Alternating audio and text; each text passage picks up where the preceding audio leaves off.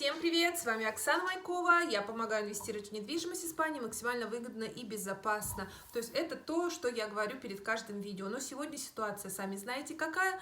Слава богу, что сейчас у нас цифры, динамика идет вниз, то есть нет такой динамики, как раньше, то есть все потихонечку налаживается, и очень-очень-очень хорошо, что это все происходит сегодня. Но вопросы решать надо, жизнь она продолжается, и что же делать, если в вашей квартире живут люди, которые въехали к вам через Airbnb? Это не мой кейс, это кейс одной моей очень хорошей знакомой, она моя студентка также, и человек, с которым мы покупали квартиру. То есть я расскажу эту историю, а вы уже делаете выводы. То есть к ней въехали 20, какого числа, подождите, 24-го они должны были выехать, а въехали они за 2 недели, по-моему, до коронавируса, то есть в самом начале марта. И как только начался карантин, то есть люди отказались выезжать, и вот если вы предыдущее мое видео смотрели, то есть они стали четко апеллировать законами, которые вот сейчас на данный момент выходят, да, утверждаются. Причем могу вам сказать, что каждую неделю, почему я месяц не снимала видео, потому что законы меняются раз в 3 дня, то есть вносятся какие-то поправки. Пока я готовила день назад один материал, он через день уже поменялся, то есть внесены были конкретизированы какие-то детали, и уже прошлое как бы не имело смысла. Ну так вот, люди отказались съезжать, сказали, что все, мы тут зависли, самолеты отменили, хотя это была неправда. Самолеты еще на тот момент летали, то есть произошел контакт, да, между владельцем квартиры и клиентами, что, друзья мои, видите коронавирус, что будете делать? То есть сначала они как бы сказали, что они доживут, а потом сказали, что теперь мы выезжать не будем, платить мы тоже ни за что не будем, у нас тут чрезвычайная ситуация у вас, поэтому мы будем здесь у вас жить. Причем разговор велся не в конструктивном диалоге, да, то есть давайте как-то решать вопрос. Они сказали, нет, мы заплатим вам 100 евро и будем здесь жить. То есть хотя средняя стоимость по району за аренду где-то 600 евро, средняя, да, и хозяева были квартиры готовы даже и на 500 евро, но как бы, помните, та лисичка, которая въехала к зайчику в теремок, и типа, вот тебе 100 евро и отвали от меня, ну, то есть заплати там за свет, за воду, за наш интернет, а мы здесь будем жить, потому что имеем право. Вот на такой ноте вести разговор совершенно нельзя, потому что человек, который, ну, вы знаете сами, да, если вы те, кто владеет квартирой, я знаю, что всегда есть конфликт между одной и второй стороной, да, вы буржуи, и давайте, вы нам все должны, потому что у вас есть деньги, а мы такие бедные, несчастные. Ну, давайте ведем дополнительную информацию. Люди приехали покупать недвижимость в Испании, поэтому поселились через Airbnb в этой квартире. То есть это не, как говорят, не бедные, несчастные, действительно экономически люди, оказавшиеся в экономически сложной ситуации, нет, это достаточно умные люди, и когда мы говорили с девочкой своей, она говорит, то есть мне казалось, что они это заранее все спланировали. Я не думаю, что они планировали, потому что никто коронавирус не планировал заранее, просто так сложилось, и эти люди, как люди деловые, то есть они решили воспользоваться ситуацией в свою сторону. И, естественно, человек находится удаленно, то есть этот человек управляет своей собственной квартирой из Москвы, поэтому он не может прийти и с ними поговорить с глазу на глаз. Единственное, что оставалось, вести телефонные переговоры, которые абсолютно игнорировались. Вот это тоже неправильно. Если вы сейчас в ситуации людей, которые живут в чьей-то квартире, и действительно у вас, может быть, закончились деньги, и уже на данный момент сегодня возможно, что отменили ваши рейсы, и вам просто некуда деваться, и вы не приехали покупать квартиру, и у вас не лежат деньги, приготовленные на ее покупку на банковском счету, то есть у вас действительно сложная ситуация. То есть моя рекомендация вам, по-хорошему, друзья, договаривайтесь, пожалуйста, говорите с людьми, то есть вам пойдут на помощь. Вот, например, я управляю парочкой квартир, парой-тройкой квартир, так скажем, и у меня живут люди сейчас, да, они действительно попали в тяжелую ситуацию. И обе стороны, ну, благодаря, опять же, мне, я не буду скромничать сейчас и говорить, там, как-то они сами договорились, нет. Естественно, переговоры ведутся через меня. И я стараюсь очень, потому что я и тех люблю, и других. то есть эти люди, которые у меня снимают квартиру и платят, да, то есть они мне близки, я с ними дружу. И опять же, владелец квартиры — это мой клиент, я тоже его безумно к нему хорошо отношусь, мы много лет вместе ВКонтакте.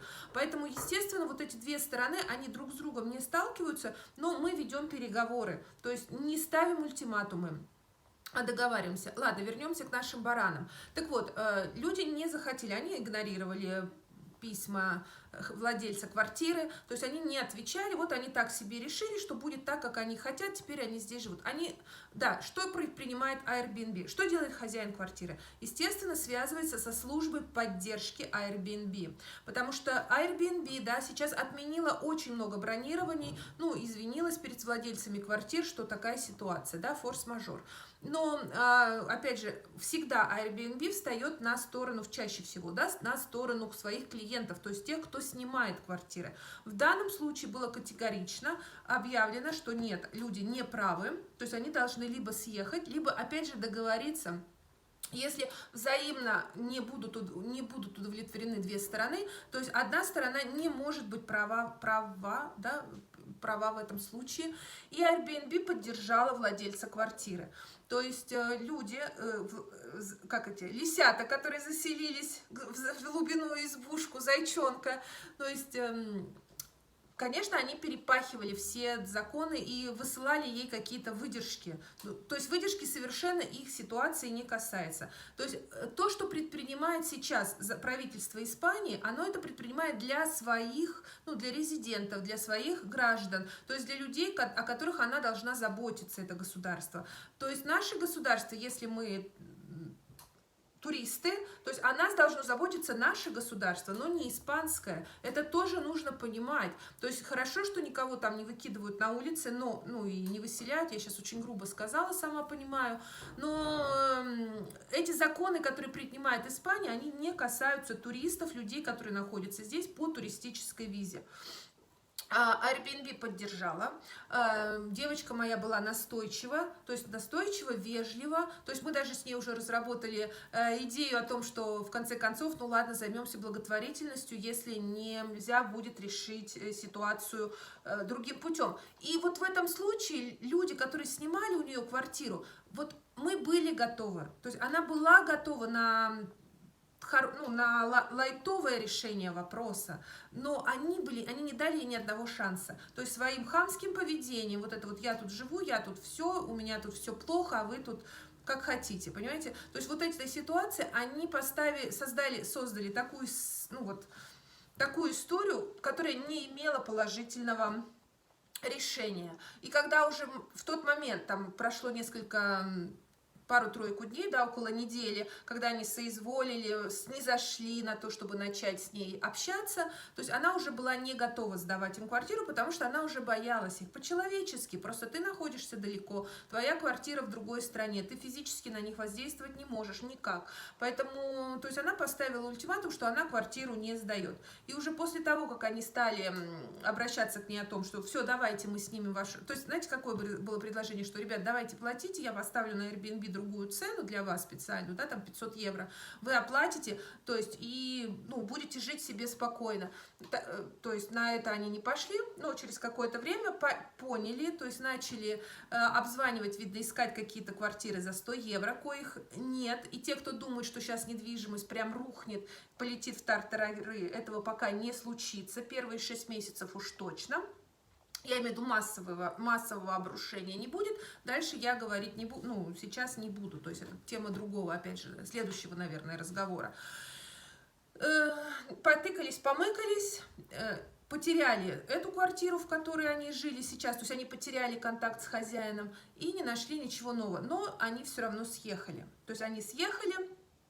Я думаю, по той причине, что люди не планировали, не готовы. И у людей, которые въехали, они просто неправильно оценили обстановку. Скорее всего, чисто по моему мнению, опять же, это мое субъективное мнение абсолютно, им было некомфортно, потому что Airbnb им звонила, девочка им звонила, они понимали, что они неправы, да, то есть, видимо, они же искали информацию, они же тоже советовались с кем-то, видимо, им объяснили, что они неправы, и, конечно, морально натиска они не выдержали, потому что у них была возможность, у них были деньги, то есть они могли себе позволить эту ситуацию разрешить нормально и мирно. Посыл моего видео в чем? Друзья мои, нужно вести переговоры сейчас как никогда, потому что нервы у всех взвинчены, закрытое пространство, вот этот вот карантин. Конечно, очень сложно сейчас оставаться позитивно и правильно, хорошо настроенным, потому что ситуация достаточно, ну вот такая вот, какая она сейчас есть. Поэтому ведите переговоры, ведите, старайтесь, выбирайте правильную тактику, потому что первая реакция какая у любого человека? Я прав, весь мир против меня, поэтому я включаю систему защиты и начинаю на этот мир наезжать. Да? Самое лучшее средство – это нападение. Здесь так не работает. Сейчас этого нельзя делать, потому что у всех психика сейчас прям вот такая оголенная, да, как оголенный нерв. Поэтому, если вы хотите чего-то добиться, это касается, кстати, и если вы идете просить какие-то субсидии, если вы пытаетесь договориться с банками там, о беспроцентной ипотеке на данный момент, ну и так далее и тому подобное, то сейчас от вас, от всех потребуется терпение. Вот это терпение, пусть у вас оно будет, то есть прежде чем что-то попросить или как-то попытаться себя защитить, будьте, пожалуйста, смиренны. Поймите, что мир, он так устроен, никто никому ничего не должен в этом мире. То есть все зависит от того, как вы к вопросу подойдете. То есть захочет ли вам помочь тот или иной человек. Нет такой системы, которая автоматически бы определяла, ты прав, ты виноват. Может быть, вас где-то обидят, может быть, где-то вас не поймут. Не потому, что вы как-то себя не повели, может быть, у человека там кто-то болен или у него какие-то проблемы. Подумайте не только о себе, но еще и о том, с кем вы ведете диалог. И все у нас будет. Поэтому, друзья мои, я рассказала вам этот кейс с целью, опять же, неправильной стратегии. То есть можно было все решить хорошо. То есть эти люди, которые въехали, действительно, они могли договориться с хозяйкой, и все было бы у них тип-топ, как говорится, потому что квартира им действительно нравилась, это было понятно. Она хорошо расположена, в центре города, то есть все. Но они выбрали сразу не ту тактику и довели ее до того пика, когда уже обратного пути нет. Вот это касается всего и вся. Поэтому если у вас люди от Airbnb, сотрудничайте с Airbnb. Airbnb на вашей стороне. Пытайтесь договариваться со своими жильцами. И наоборот, если вы попали в ситуацию, сейчас где-то живете, я сама могла попасть в такую ситуацию. Могла чуть-чуть, вот прям по краю прошла, договаривайтесь с людьми. То есть вот это ключ сегодня от всего. То есть сегодня мы должны объединиться, потому что вот такая история. Ну, естественно, мой посыл также и к России, к Украине, то есть к тем странам, где еще не такая ситуация, но где там продолжают принимать, где, да, еще пока все сдается что-то в аренду, еще принимаются гости. Меня, кстати, часто сейчас спрашивают, что там у вас с арендой. Что, краткосрочная загнула, сейчас, наверное, только долгосрочная. Ну, я дам затравку к следующему видео. Друзья мои, готовы ли вы сдать свою квартиру сегодня на долгосрочную аренду? Я повешу этот вопрос, потому что, ну, он у меня вызывает улыбку. То есть сразу, да, я люблю говорить, кто те люди, которые к вам сейчас готовы въехать и почему. То есть вот это вот такая будет затравочка и будет следующая тема. С вами была Оксана Майкова. Пожалуйста, подписывайтесь на канал, ставьте лайки и обязательно пишите комментарии, потому что сегодня сложное время, и я вас прошу о том, чтобы вы мне помогли, то есть вашими комментариями, вашей поддержкой. То есть, как говорят, денег не прошу пока, но хотя бы комментарии напишите, потому что это сегодня очень важно. С вами была Оксана Майкова. Пока-пока, увидимся в следующем видео. Спасибо огромное, что досмотрели это видео до конца. Ставьте лайки. Подписывайтесь на канал и оставляйте под этим видео комментарий. Если нужна какая-то дополнительная информация, вся она есть под этим видео в описании. С вами была Оксана Майкова. Пока-пока, увидимся в следующем видео.